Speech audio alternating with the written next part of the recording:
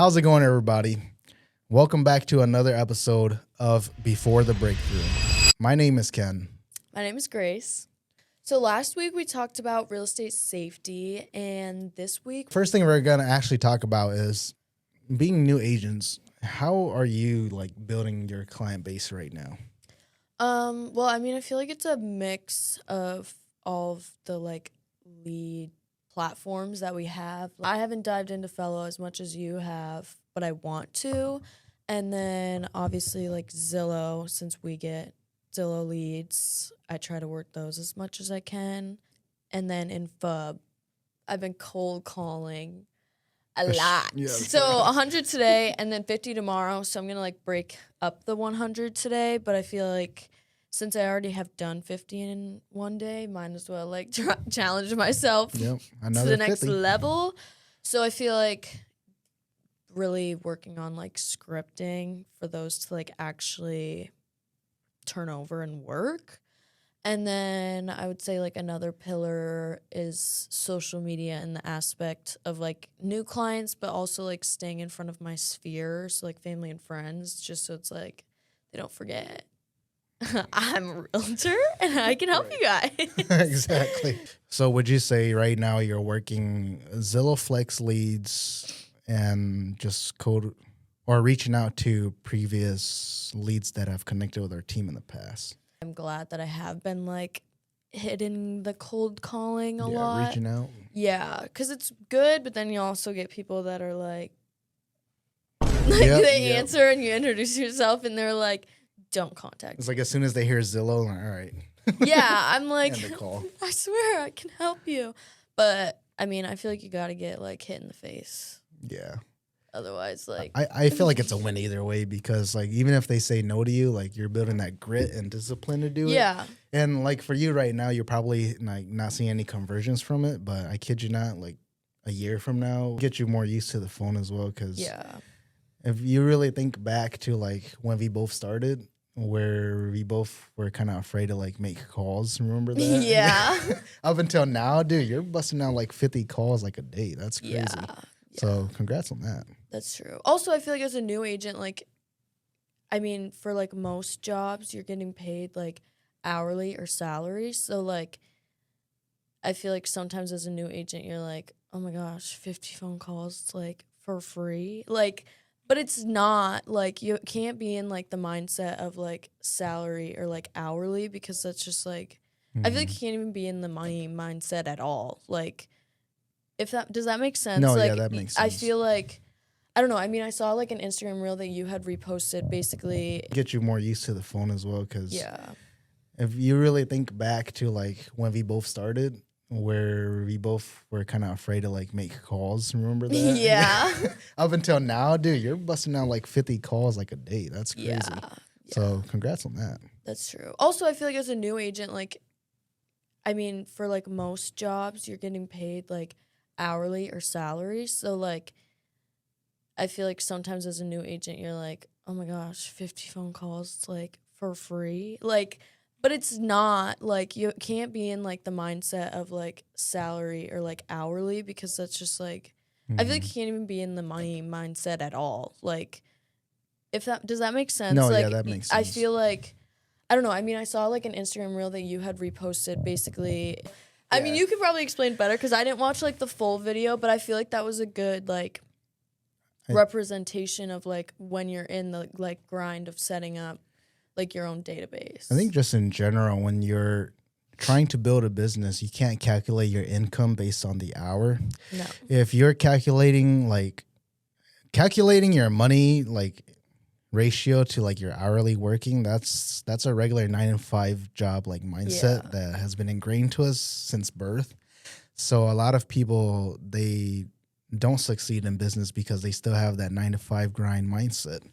Whereas when you're running your own business, in real estate, you have to stop thinking about how much am I making per hour? Because if you think like that, you're not going to succeed in whatever you're doing in business. Yeah, I agree. And for me, I've never done that before because one,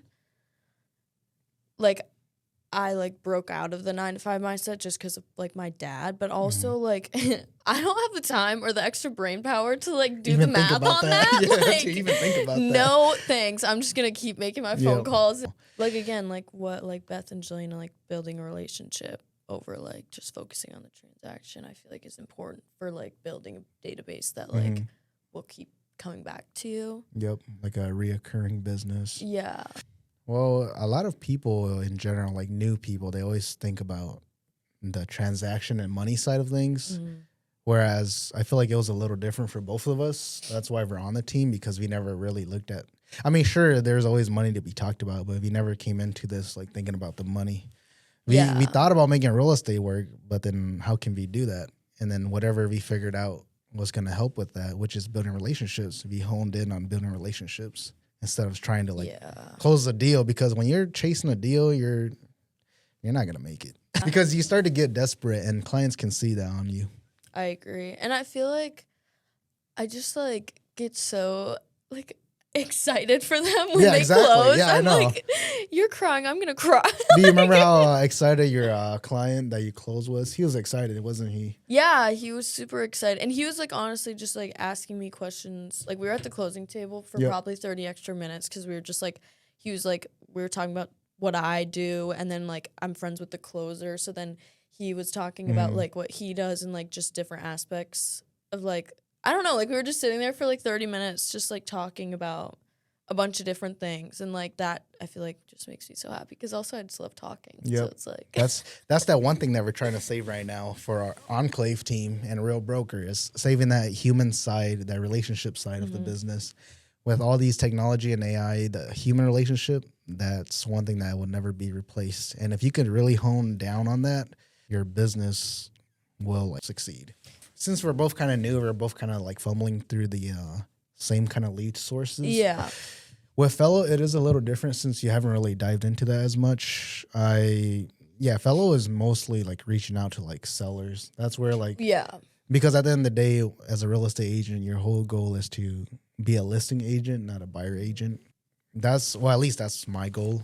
So Fellow is really just reaching out to like people who are interested in like their home value, or if they have any questions on like what the process of selling is like. Usually they'll Yeah. pop up in Fellow. But most of the time, people are just looking for like a home valuation.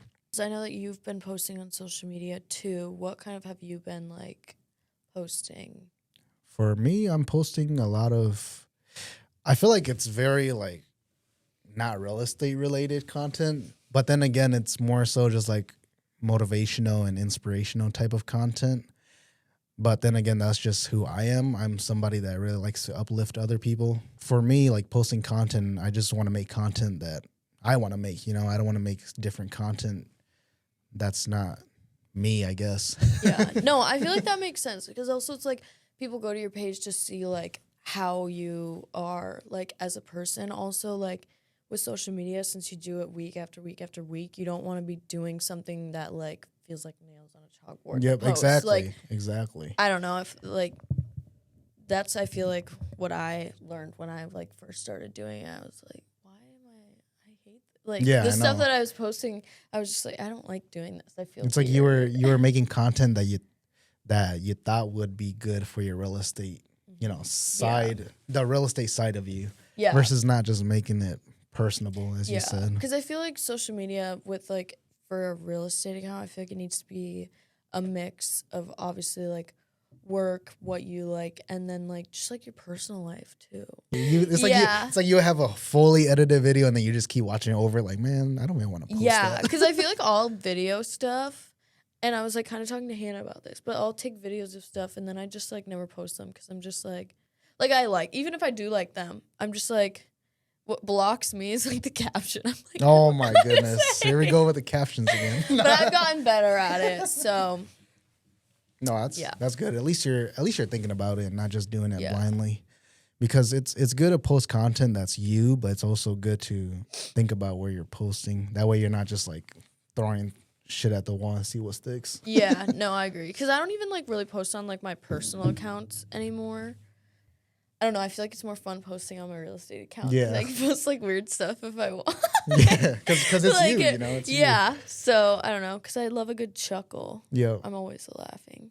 I feel like right now, like obviously it'd be great if I got a lead out of it, but also I feel like most of it is just, like making sure I'm staying in front of my sphere Yep. without like being annoying. That's how I kind of feel about social media too. It's like you're posting for your sphere of people, Yeah. not necessarily to get like brand new leads. Although that can happen, I feel like when you first start out, it's mainly just making your sphere aware that you're a real estate agent. So, what advice would you give like day one Enclave Grace? What advice would you give to her?